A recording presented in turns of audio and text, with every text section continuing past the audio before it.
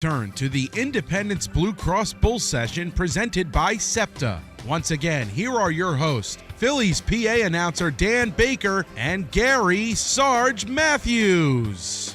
Special guest, Don Money, a member of the Phillies team that first performed at Veterans Stadium across the street, and a big part of that team. And he's an important part of Phillies baseball lore, as is Sarge. Number 34, Gary Matthews. And now, you heard us talk about Don Money and Sharon Money's grandson, Buddy Kennedy, is now a member of the Phillies. Wait, how many grandfather-grandson combinations are there? Not too many, but Don, tell us about Buddy. Well, Buddy's, he's more of a line drive type hitter, gap to gap with occasional power to the pull side. And, the thing is with him, I know with the launch angle today, you got to have it 26 degrees. And, when we played, the biggest thing was hit down on the ball. Your hands are high, the ball's low, but today they've changed it. They want the launch angle, want everybody possible to hit home runs, and every player doesn't hit home runs. To me, you got to have the gap guys. You got to hit the guys, get doubles, and that's what Buddy is. Put the ball in play, runs decent, plays second, play third. They had him in the outfield a little bit, so you learn to play different positions. It gives you a better opportunity once you get to the big leagues. You can go play second. You can go play short if he had to. He could play third. He's got a good enough arm for it. And his hitting is just, he's had a very good year at AAA. He had matter of fact, he broke the Iron Pigs record up there.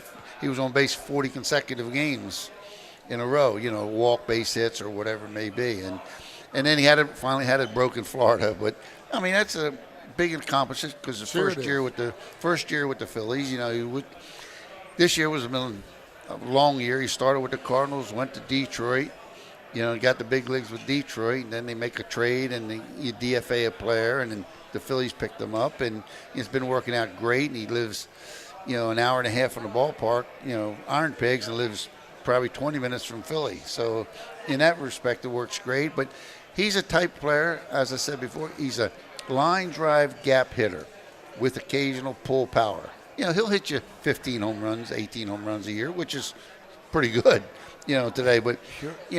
And you got your Harpers, you got your Bohms, you got your other guy. Schwarber's going to hit you 30 to 40s. You got those guys. You also need the other guys to be on base.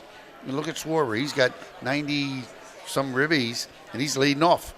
So every game he comes up with nobody on base, start the game off. But he's hit a lot of solo home runs leading off the game, drive himself in. So, that's the type Buddy is. He'll steal you a base on occasion, but he's not a base stealer. But, he's a good defensive player. He's got to get his feet wet, get a little confidence built in the big leagues and where you feel good. It's not always every at-bat is, I got to get a hit here, I have to get a hit here.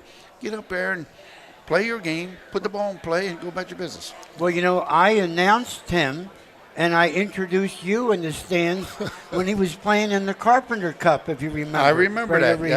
I remember that. And, it obviously makes the Carpenter Cup look good when you have these terrific high school players, and especially from a pedigree like his, his grandfather playing. And we've had a number, Mike Piazza played in this.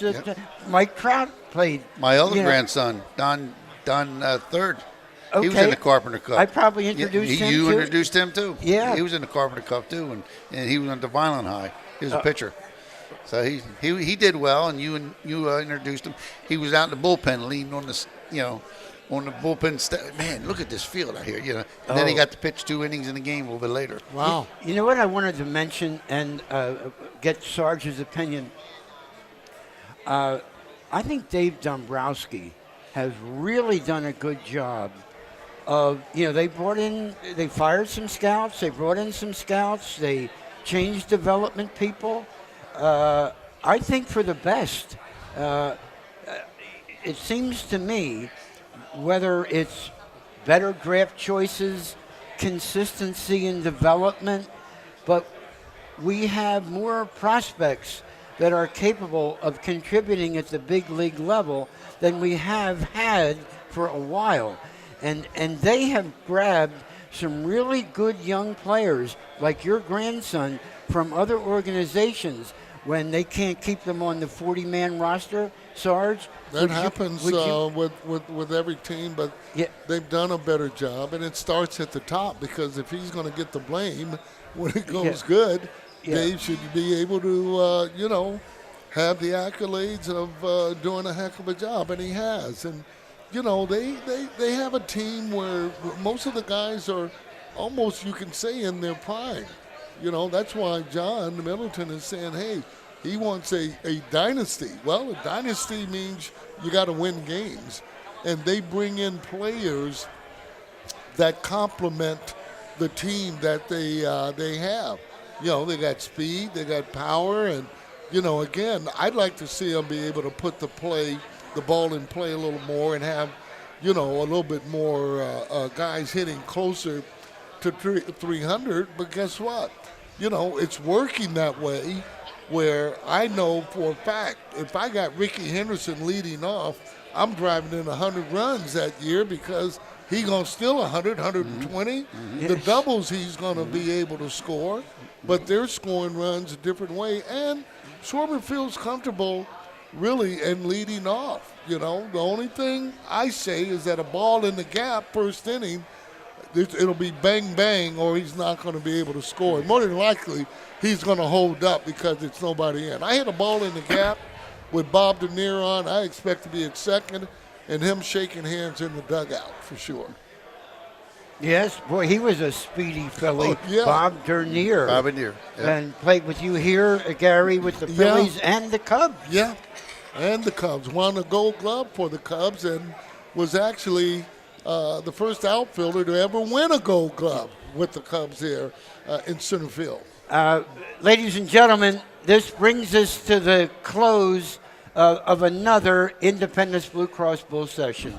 I want to thank our producer, Chris Ermer, does a great job here, engineering everything, coordinating everything.